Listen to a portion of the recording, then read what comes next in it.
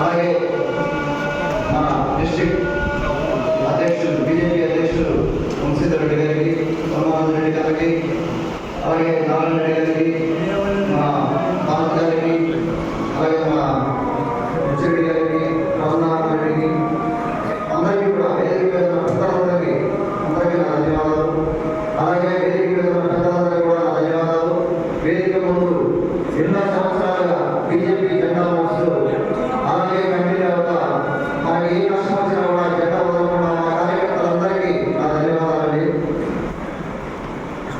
ముందుగా ప్రధానమంత్రి వర్యులు గౌరవనీయులు నరేంద్ర మోడీ గారికి, అలాగే మా అధినేత నారా చంద్రబాబు నాయుడు గారికి, బీజేపీ రాష్ట్ర అధ్యక్షురాలు మన పురంధేశ్వరి గారికి, రాష్ట్రపతిగా పరిచయం నాకు వారికి, అలాగే జనసేన అధ్యక్షుడు పవన్ కళ్యాణ్ గారికి కూడా నమస్కారాలు తెలుసుకుంటా ఉన్నాను. నేను దాదాపుగా 2 years బ్యాక్ ఇక్కడికి రావడం జరిగింది.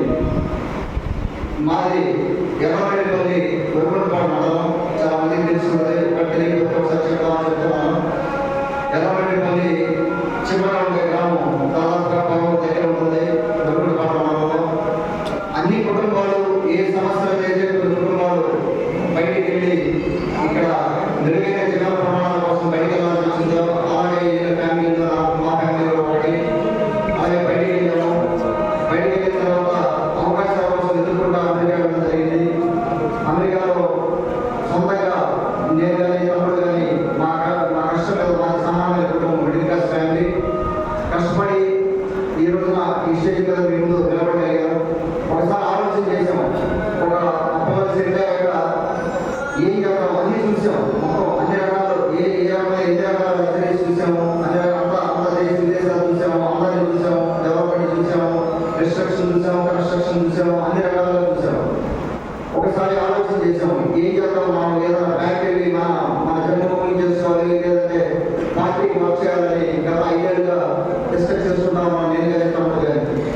సరే ఇంకా ఈయన కాలేజీ చెప్పి 2 నెలల క్రితం ఇక్కడికి వచ్చి ఫ్యామిలీ చైల్డ్ గ్రూప్ ట్రస్ట్ పెట్టుకొని నేను రాకముందే ఒక 6 నెలలు మా సర్వే టీమ్ తోటే సర్వే చేసుకోవడం జరిగింది. ఇక్కడ ఉన్న సమస్యల మీద స్పష్టమైన అవగాహన వచ్చాక కొన్ని కార్యక్రమాలు రూపకల్పన చేసుకుని మన సర్వీసెస్ స్టార్ట్ చేయడం జరిగింది.